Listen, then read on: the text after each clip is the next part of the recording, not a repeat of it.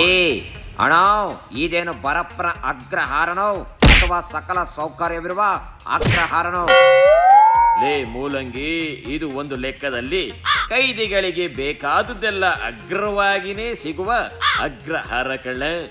ಇಲ್ಲಿಗೆ ಬರೋರು ಹೆಸರಿಗೆ ಮಾತ್ರ ಕೈದಿಗಳು. ಒಳಗೆ ಎಂಟ್ರಿ ಆದ್ರೆ ಈ ಅಗ್ರಹಾರದಲ್ಲಿ ರಾಜನಂತೆ ಜೀವಿಸಬಹುದು ಕಳ್ಳ. ಜಗತ್ತಲ್ಲಿ ಸಿಗದೇ ಇರೋದೆಲ್ಲ ಇಲ್ಲಿ ಸಿಗುತ್ತೆ ಕಳ್ಳ. ಮತ್ತೇರ್ಸ್ಕೊಳಕ್ಕೆ ಗಾಂಜಾ ಸಿಗುತ್ತೆ, ಟೈಮ್ ಪಾಸ್ಗೆ ಟಿವಿನೂ ಇರುತ್ತೆ, ಒಳಗಿದ್ಕೊಂಡೆ ಹೊರಗಿನವ್ರಿಗೆ ಧಮ್ಕಿ ಹಾಕೋಕೆ ಮೊಬೈಲು ಸಿಗುತ್ತೆ, ಹಾಗೇನೆ ಬೇಕಾದಾಗೆಲ್ಲ ಕಡಿಯೋಕೆ ಮೂಳೆನೂ ಸಿಗುತ್ತೆ. ಅದಷ್ಟೇ ಹಾಕ್ಲ, ಇನ್ನು ಏನೇನು ಬೇಕು ಅದೆಲ್ಲೇ ಸಿಗುತ್ತೆ ಕಣಪ್ಪ.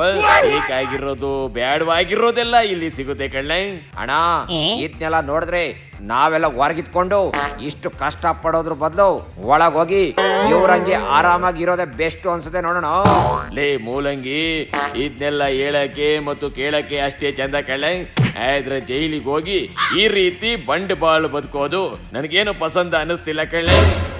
ನೀನ್ ಹೇಳೋದೆಲ್ಲ ಸರಿ ಕಣೋ, ಆದ್ರೆ ಕೈದಿಗಳಿಗೆ ಬೇಕಾದದ್ನೆಲ್ಲ ತಗೊಂಡೋಗಿ ಕೊಡೋರ್ ಯಾರು ಅಂತ ಇನ್ಯಾರಲ್ಲ, ಅದೇನೋ ಹೇಳ್ತಾರಲ್ಲ, ಬೇಲಿನೇ ಎದ್ದು ಹೊಲ ಮೇಯ್ತು ಅಂತ ಹೇಳ್ತಾರಲ್ಲ, ಇದು ಹಂಗೆ ಕಳ್ಳ. ಹಂಗಿದ್ರೆ ಇಂತ ಕಿತ್ತೋಗಿರೋ ಪಾಪಿಗಳಿಗೆ ಶಿಕ್ಷೆ ಕೊಟ್ಟು ಜೈಲ್ನ ಶುದ್ಧವಾಗಿ ಇಡೋಕೆ ಆಗಲ್ವೇನೋ? ನೋಡ್ಲ ಮೂಲಂಗಿ, ಬೆಂಗಳೂರಿನ ರಸ್ತೆಗಳನ್ನ ಕಸಮುಕ್ತ ಮಾಡೋದು ಮತ್ತು ಈ ಜೈಲುಗಳನ್ನ ಏನೂ ಸಿಗದೆ ಶುದ್ಧವಾಗಿಡೋದು ಯಾವ ಕಾಲಕ್ಕೂ ಸಾಧ್ಯ ಇಲ್ಲ ಕಳ್ಳ. ಹಿಂಗಾಗಿ ನೀನ್ ಯಾವತ್ತೂ ಕಸಮುಕ್ತ ಬೆಂಗಳೂರು ಮತ್ತು ಕಳ್ಳದಾರಿ ಮುಕ್ತ ಜೈಲು ಮಾಡೋ ಕನಸನ್ನ ಕಾಣಬೇಡ ಕಳ್ಳ. ನನ್ನ ಪ್ರಕಾರ ಇದೆರಡು ಆ ದೇವರಿಂದಲೂ ಸಾಧ್ಯ ಇಲ್ಲ ಅಂತ ಅನ್ಸಿದೆ ಕಳ್ಳ. ಅದೇನೋ ಹಂಗಂತೀಯ? ಅದ್ಯಾಕೆ ಸಾಧ್ಯ ಇಲ್ಲ ಅಂತೀನಿ? ಯಾಕೆ ಅಂತ ಇಲ್ಲಿ ಹೇಳ್ತೀನಿ ಕೇಳಲ್ಲ. ಕಸ ಮುಕ್ತ ಬೆಂಗಳೂರು ಆಗ್ಬೇಕಾದ್ರೆ ಬೀದಿನಲ್ಲಿ ಕಸ ಬಿಸಾಕ್ತವ್ರನ್ನ ಜೈಲಿಗೆ ಹಾಕ್ಬೇಕು.